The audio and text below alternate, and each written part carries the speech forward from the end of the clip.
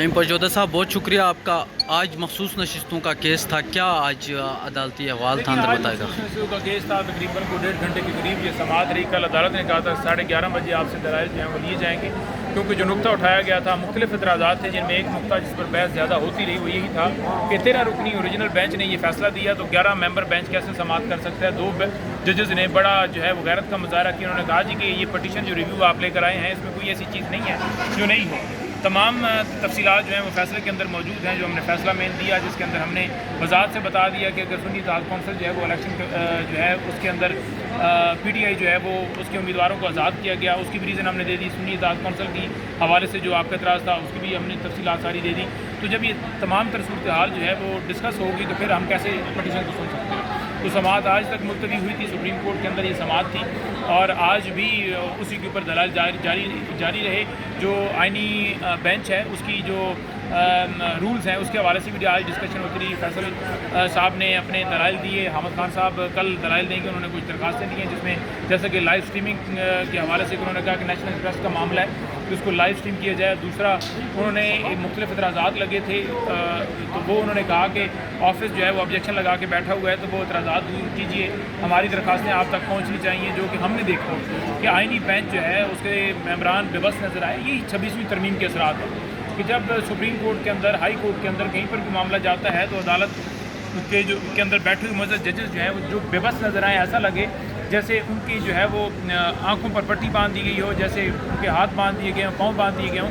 तो आप तमाम लोग महसूस आसानी से कर सकते हैं कि किस तरह 26वीं तरमीम के तहत इन लोगों के इख्तियारात ख़त्म कर दिए गए हैं। तो लिहाजा हमारी समाअत हुई है। अब देखते हैं कि कल समाअत मुलतवी हुई है, लेकिन हम तो बड़ा वाज़ह कहते हैं कि जो सुप्रीम कोर्ट का फैसला था उसके ऊपर मन्नो तस्लीम करते हुए इलेक्शन कमीशन को चाहिए था कि उसके ऊपर इम्प्लीमेंटेशन करते हुए पाकिस्तान तहरीक इंसाफ को सीटें जो हैं अलॉट की जाती हैं। लेकिन इलेक्शन कमीशन पार्टी बन गया है। इलेक्शन कमीशन पहले भी पार्टी बना रहा, इलेक्शन के अंदर भी पार्टी बना रहा।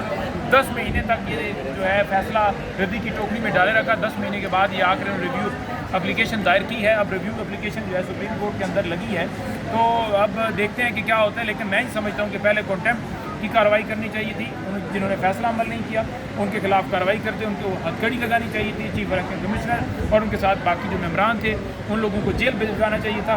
तभी आपके फैसलों के तकद्दस की जो है वो सरबुलंदी होती। जब आप जो है इस तरह से केसेस करेंगे और आप अपने फैसले भी नहीं मनवा पाएंगे तो फिर छोटी जो अदालतें होती हैं, सिविल कोर्ट्स हैं, मजिस्ट्रेट हैं, एडिशनल सेशन जजेस हैं, सेशन जजेस हैं या बाकी हैं, तो वो फिर आप या स्पेशल जजेस हैं तो वो कैसे फिर अपने फैसलों के ऊपर अमल करवाएंगे। और वही आप देख रहे हैं कि हर रोज़ अगर हाई कोर्ट से हुक्म होता है कि अडयाला जेल मुलाकात करवाई जाए 6 मुकला की ये बहनों की, तो वो पामाली की जाती है। वही देखते हैं कि अगर कोई रिहाई के वाले से हुक्म आता है तो और मुकदमे में उठा लिया जाता है।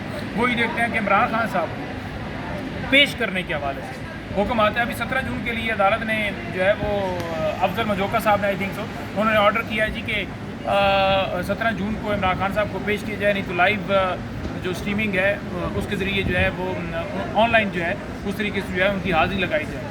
1 साल से ज़्यादा अरसा हो गया है, ज़मानतें जो है डिसाइड नहीं हो रही। अदालत हुक्म देती है, ना खान साहब को पेश किया जाता है, ना वीडियो लिंक के ज़रिए पेश किया जाता है। जब आपने पेश करना होता है सुप्रीम कोर्ट के अंदर आपने देखा तो उस वक्त तो आपने पेश कर लिया, लेकिन जब आपका दिल नहीं होता तो फिर आप बहाने बनाते हैं। तो अदालतें अपने फैसलों पर अमल कराएँ तभी अदालत की तौकीर बरकरार है। अच्छा, ये बड़ा अहम क्वेश्चन है कि पहले भी अदालत इमरान खान को पेश करने का कह चुकी है, यही अफजल मजोका साहब की। और जिस तरह अडयाला जेल की तरफ से कहा जाता है कि टेक्निकल इशू है और उनको वीडियो लिंक से भी नहीं पेश किया जा सकता, तो ये आपको लगता है कि 17 जून को दोबारा उनको पेश किया जा सकता है या वीडियो लिंक के ज़रिए कोई उनके टेक्निकल इशू फॉल्ट ख़त्म हो सकते हैं? देखिए 17 जून को मैं तो नहीं देख रहा कि ये किसी सूरत भी पेश करेंगे, क्योंकि बहाने बनाएंगे। ये कहेंगे कि सिक्योरिटी के खदशात हैं, क्योंकि मैं बहुत दफ़ा पेश खुद हुआ हूँ मुख्तलिफ केसेस के अंदर और कोशिश की कि खान साहब को पेश कराया जाए, लेकिन उन्होंने नहीं किया। तो इसी तरह से ये वीडियो लिंक के ज़रिए भी कोशिश करेंगे कि वो पेश ना हो, क्योंकि इन्हें है कि कोई उधर बैठी हुई तस्वीर ना खींच ले जैसे सुप्रीम कोर्ट के अंदर होगी थी। तो तस्वीर के ऊपर तो जो है उन्होंने पाबंदी लगाई हुई कि इमरान खान की झलक, देखिए जो इमरान खान की झलक से इतना खौफ करते हो कि उसकी एक तस्वीर आ जाएगी तो इनकी जो सियासत जो है वह ख़त्म हो जाएगी। तो आप उसका प्रैक्टिकली फील्ड के अंदर कैसे मुकाबला करेंगे, यही खौफ इनको खाए जा रहा है। लेकिन देखें आवाम की ताकत किसके साथ है, आवाम इस वक्त इमरान खान के साथ है। आज इमरान खान कॉल दे तो लाखों की तादाद में, करोड़ों की तादाद में लोग निकल आए।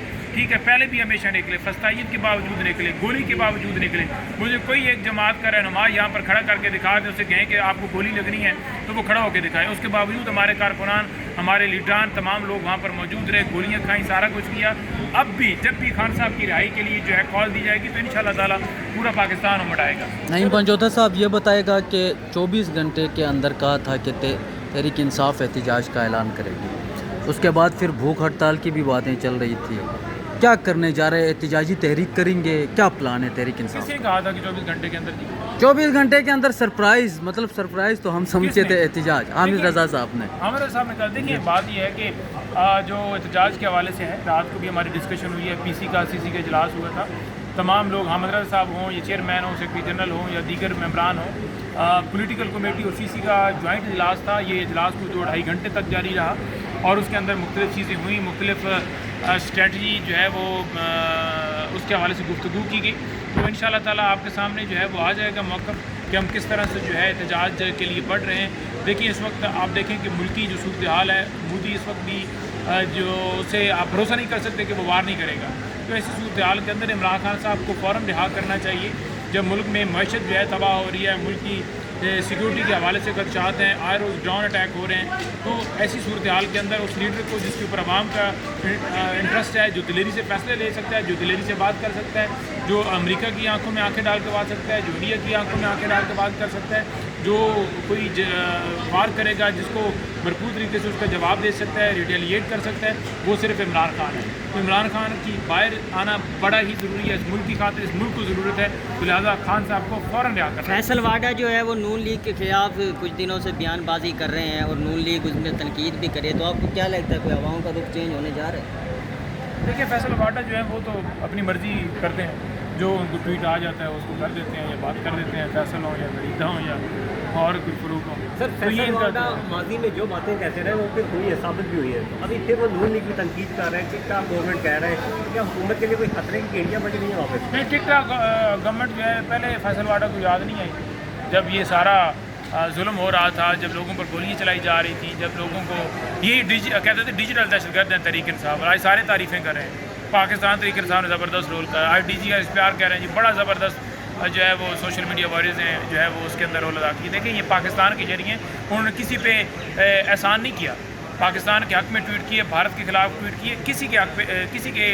احسان نہیں کیا. لیکن آپ لوگوں نے کیا کیا ان لوگوں کے ساتھ؟